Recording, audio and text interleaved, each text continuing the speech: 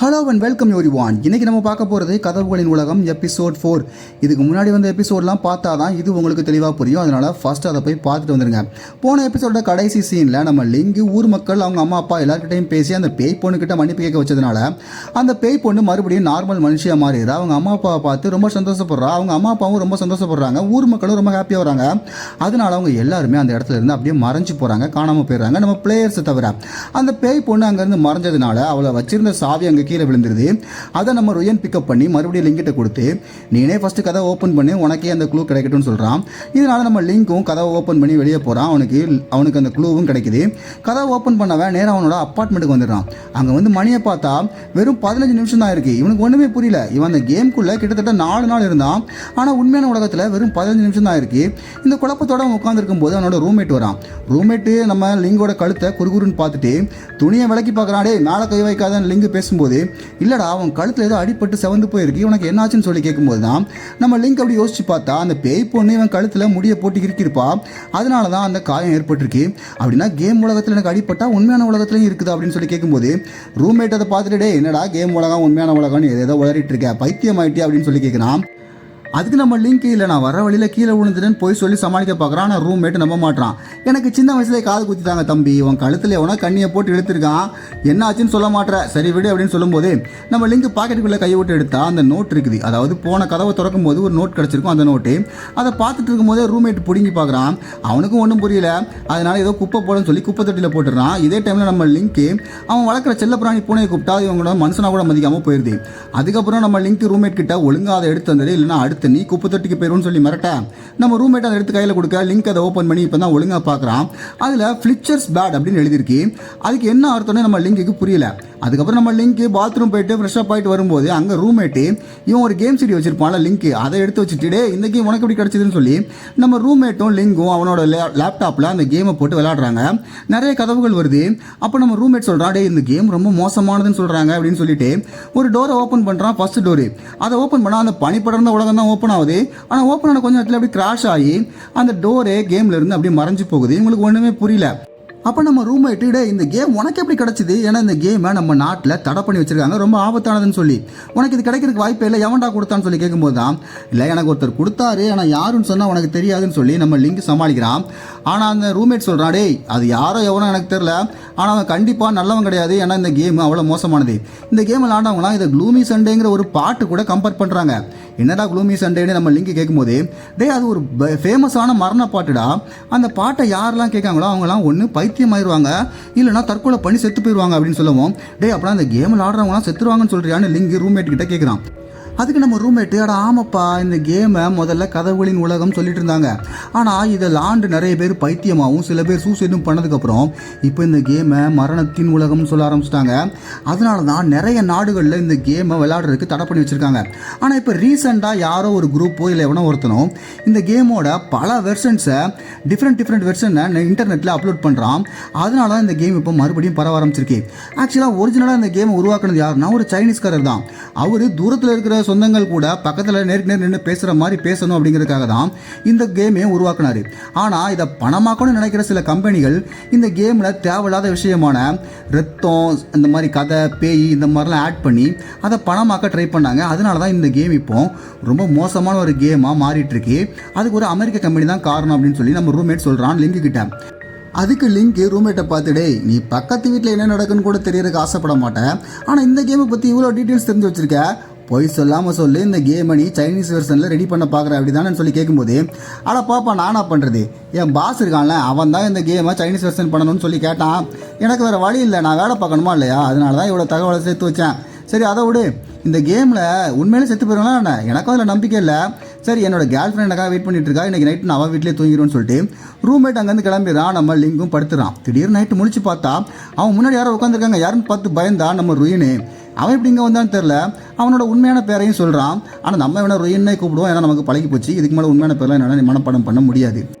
அதுக்கப்புறம் லிங்க் ரூயினை பார்த்துட்டு எப்படி என் கதவை திறந்து உள்ளே வந்தேன்னு கேட்கும்போது அந்த கேமில் இருக்கிற கஷ்டமான கதவே திறக்கிற எனக்கு இந்த கதவெல்லாம் சுச்சிப்பி அப்படின்னு சொல்லிட்டு அவன் சொல்கிறான். அதோட என் கூட வா அப்படின்னு சொல்லி நம்ம லிங்கையும் கூப்பிட்றான். லிங்கும் ரூயின் கூட போகிறான். 2 பேரும் வெளியே போனால் அங்கே ஒரு பயங்கரமான ஸ்டைலான காரனுக்கு டே நீ பெரிய பணக்காரனாக இருப்ப போலன்னு சொல்லி நம்ம ரூயின் கிட்ட கேட்டு லிங்கும் காரில் ஏறுறான். இதுக்கப்புறம் எதை பேசுகிறதா இருந்தாலும் என்னோட இடத்துக்கு போய் பேசலாம்னு சொல்லி நம்ம லிங்கை கூப்பிட்டு ருயின் அந்த ஒப்சிடியன்கிற இடத்துக்கு வரான். அங்கே இருக்கிறவங்க கிட்ட இவன் பேர் தான் லிங்க்கு, நல்லா பார்த்துக்கோங்கன்னு சொல்லி இன்ட்ரடியூஸ் பண்ணிவிட்டு எனக்கு ஒரு கதவுக்குள்ளே போக வேண்டியிருக்கு, நான் 1/4 மணி நேரத்தில் திரும்ப வந்துடுன்னு சொல்லிட்டு அங்கேருந்து கிளம்பிடுறான். அங்கே ஒரு சின்ன பையன் மாதிரி ஒருத்தர் இருக்கான், அவன் எல்லாத்தையும் இன்ட்ரடியூஸ் பண்ண ஆரம்பிக்கிறான். அது ஒரு காலை ஒரு பொண்ணு, அவள் பேர் லூ. எங்கள் குரூப்பில் இருக்கிற ஒரே ஒரு பொண்ணு அவள் தான். அவள் ரொம்ப ஸ்ட்ராங்கான பொண்ணு கூட. அதுவும் அந்த கண்ணாடி போட்டிருக்கான் மாதிரி ஒருத்தன், அவன் பேர் சென்னு.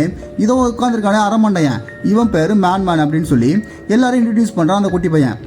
ஆனால் அங்கே இருக்கிற யாருமே நம்ம லிங்கை பெருசாக கண்டுக்கவோ இல்லை அவங்க கூட பேசவோ மாட்டுறாங்க. அதுக்கு அந்த குட்டி பையன், நீ கேம்குள்ளே செத்து போனீங்கன்னா உண்மையான உலகத்துலையும் செத்து போயிடுவேன், அதனால அவங்க உங்ககிட்ட அவ்வளோ சீக்கிரத்தில் அட்டாச் ஆக மாட்டாங்க, ஏன்னா நீங்கள் செத்து போனால் அவங்க கஷ்டப்படுவாங்கல்ல அப்படின்னு சொல்லும்போது நம்ம லிங்கி கேட்குறான், அந்த டோர்லாம் என்னது அப்படின்னு சொல்லி. அதுக்கு அந்த குட்டி பையன் சொல்கிறான், இது ஒரு கேம் தான், இந்த கேமை நீ ஒரே ஒரு நிமிஷம் விளாண்டா போதும், அந்த கேம் ஒன்றை ஃபுல்லாக கண்ட்ரோல் எடுத்துரும், அதுக்கப்புறம் அந்த கேம் என்ன சொல்லுதோ அதை தான் நீ செஞ்சாவனே ஒரு வழி கிடையாது.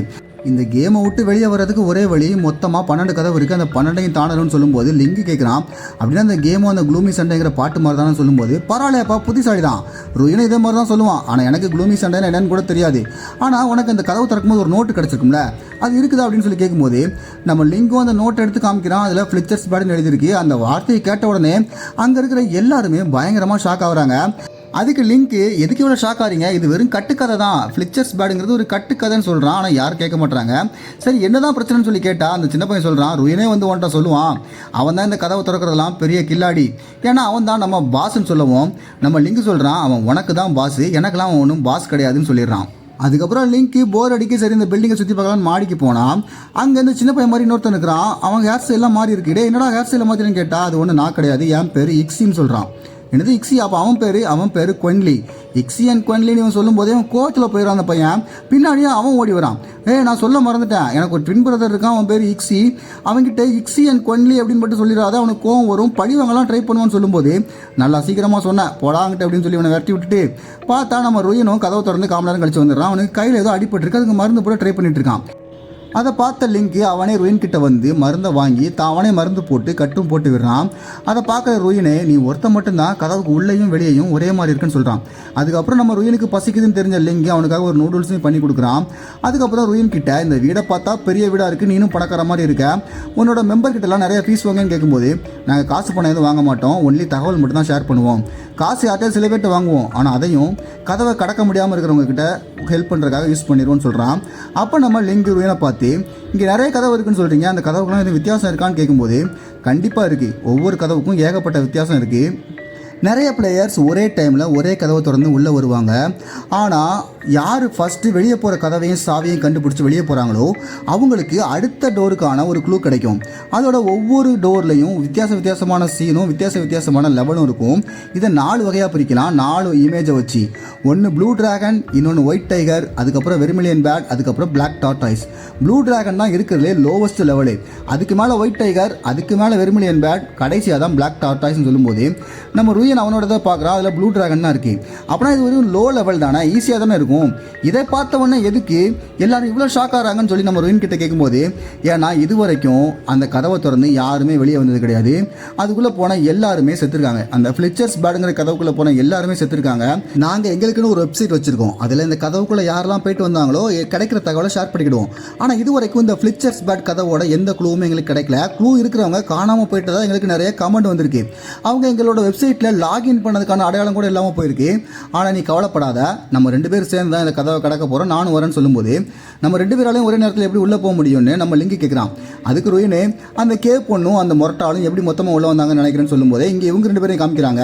இங்கே ஒரு பாஸ் இருக்காரு, புட்டி கண்ணாடி தொப்பிலாம் போட்டிருக்காரு. நீங்கள் 2 பேருமே எக்ஸ்பீரியன்ஸான பிளேயர், ஒரு லோ லெவல் கதவுக்குள்ளே போய் க்ளூ எடுத்துகிட்டு வர முடியலன்னா நீங்கள்லாம் பிடுங்குற கூட லாக்கிலன்னு சொல்லி அவங்கள பயங்கரமாக திட்டுறாரு.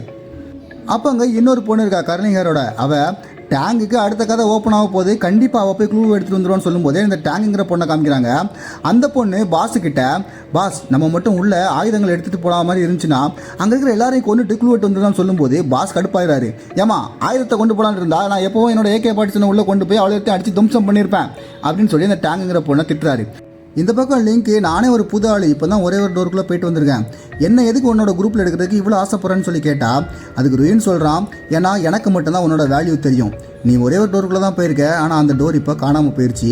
இதுக்கு மேலே அந்த டோருக்குள்ளே யாராலையும் போக முடியாது. இந்த மாதிரி ஒரு விஷயத்த நான் பார்த்ததே கிடையாது.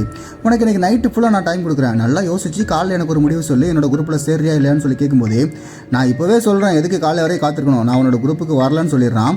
என்ன காரணம் நம்ம ருயின் கேட்கும்போது, ஏன்னா இதுக்கு மேலே எந்த டோருக்குள்ளேயும் போகிறதுக்கு எனக்கு இன்ட்ரெஸ்ட் இல்லைன்னு சொல்லிட்டு அங்கேருந்து கிளம்பும்போது நம்ம ருயின் சொல்கிறான், நீ என்ன வேண்டான்னு சொல்லலாம், ஆனால் கதவு ஒன்று கூப்பிடும்போது உன்னால் வேண்டான்னு சொல்ல முடியாதுன்னு சொல்லிடுறான். அதுக்கப்புறம் லிங்கம் அங்கேருந்து கிளம்பி போனதுக்கப்புறம் இந்த சோடா புட்டி போட்ட சென்னு வரான்.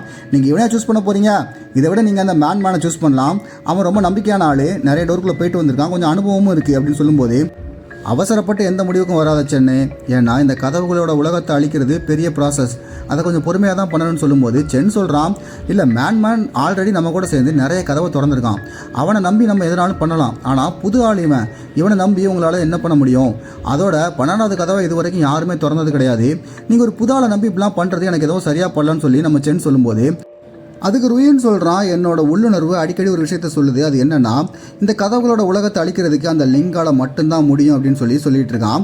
அதுக்கப்புறம் ருயின் அவனோட ரூமுக்கு போயிடுறான்.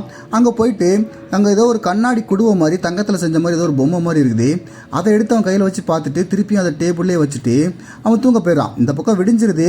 நம்ம லிங்கு வீட்டுக்கு போகிற வழியில் கடைக்குள்ளே ஹூடி பண்ண பார்க்குறான். அட இவன் என்ன பண்ணுறா இங்கன்னு சொல்லிட்டு அவட்ட பேசலாம் ட்ரை பண்ணும்போது அவள் இவனை கவனிக்காமல் போயிட்டே இருக்கா. இவன் நம்ம லிங்கும் பின்னாடியே சேஸ் பண்ணிட்டு போகிறான். ஆனால் கொஞ்சம் போனதுக்கப்புறம் ஒரு ஆக்சிடென்ட் நடக்கு. அந்த ஆக்சிடெண்ட்டில் என்னதான் நடக்குன்னு பக்கத்தில் போய் பார்த்தா அந்த ஹூடி பொண்ணு, அந்த பீஸா டெலிவரி பண்ணுறவன், அப்புறம் சோடா புட்டி 3 பேரும் ஒரே ஆக்சிடெண்ட்டில் மொத்தமாக பக்கத்தில் செத்து கிடக்காங்க. இவனும் ஹூடி பொண்ணு முதல்ல போய் எழுப்பி பார்க்குறான், அவள் காலி. அந்த பீஸா டெலிவரி ஆளை பார்த்தா அவனும் காலி. சரி சோடா புட்டியாவது உயிரோட இருப்பான்னு பார்த்தா அவனும் காலி. 3 பேருமே ஸ்பாட் அவுட் ஆயிடுறாங்க. அந்த சோகத்தோடையே நம்ம லிங்க் அப்பார்ட்மெண்ட்டுக்கு வர ரூம்மேட் அவனை பார்க்குறான். என்னடா ஆச்சு ஒரு மாதிரி வந்திருக்க, கையில் என்ன ரத்தம், உனக்கு எதுவும் அடிபட்டுருச்சான்னு சொல்லி கேட்கும்போது, எனக்கு எதுவும் அடிப்படல, வர்ற வழியில் ஒரு கார் ஆக்சிடென்ட்னு சொல்லும்போது நம்ம ரூம்மேட் ரொம்ப கோவப்படுறான். ஏன்டா உனக்கு அடுத்த விஷயத்தில் தலையிடுறதே வேலையாக போச்சு, உன் மனசில் என்ன பெரிய ஹீரோ நினைப்பா, இந்த உலகத்தை காப்பாற்ற வந்த ஹீரோவா நீனு, இப்படியே பண்ணிட்டு இருந்தீங்கன்னா ஏதாவது நாளைக்கு உனக்கு ஏதாவது ஒன்று ஆச்சுன்னா யாரா பாப்பான்னு சொல்லி லிங்கை திட்டிக்கிட்டே ரூம்மேட் வரான். ஆனால் லிங்க் அதை எதிரையுமே காதில் வாங்காமல் பாத்ரூமில் போய் அவன் ரத்தத்தை கழுவுறான். ஏன்னா அவனுக்கு ஒரே குழப்பமாக இருக்குது, உண்மையிலேயே அந்த கேம் உலகத்தில் செத்தா இந்த உலகத்துலையும் செத்துருவாங்களான்னு அதை யோசிச்சுட்டு இருக்கான். வெளியே இருந்து ரூம்மேட் கத்திட்டே இருக்கான், அவன் எந்த பதிலுமே சொல்லலை. அதனால அவனும் நான் கிளம்புறேன்னு சொல்லிட்டு கிளம்பிடுறான். அதே டைமில் நம்ம ருயின் நேற்று நைட்டு சொன்னது இவன் மண்டையில் ஓடிட்டே இருக்கு. நீ நான் கூப்பிடும்போது வேண்டான்னு சொல்லலாம், ஆனால் அந்த கதவு உன்னை கூப்பிடும்போது உன்னால் வேண்டான்னு சொல்ல முடியாது, நீ உள்ளே வந்து தான் ஆகணுங்கிற மாதிரி அவன் சொல்லியிருப்பான். அது இவன் மண்டையில் ஓடிட்டே இருக்கு. இவனும் ஒரு கதவை திறந்து, அந்த பாத்ரூம் கதவை திறந்து வெளியே போகலான்னு ட்ரை பண்ணான். ஒரு பிரைட்டான வெளிச்சம் வருது. வந்த உடனே அவன் மறுபடியும் அந்த கேமோட உலகத்துக்குள்ளே போயிடுறான். மறுபடியும் அந்த ரவுண்டான இடம், அதை சுற்றி நிறைய டோரு. அதில் ஒரு டோர் மட்டும், 1 நம்பர் டோர் மட்டும் சங்கிலியை போட்டு பூட்டு போட்டு சீல் வச்சுருக்காங்க. அதுக்குள்ளே இனிமேல் யாரும் போக முடியாது.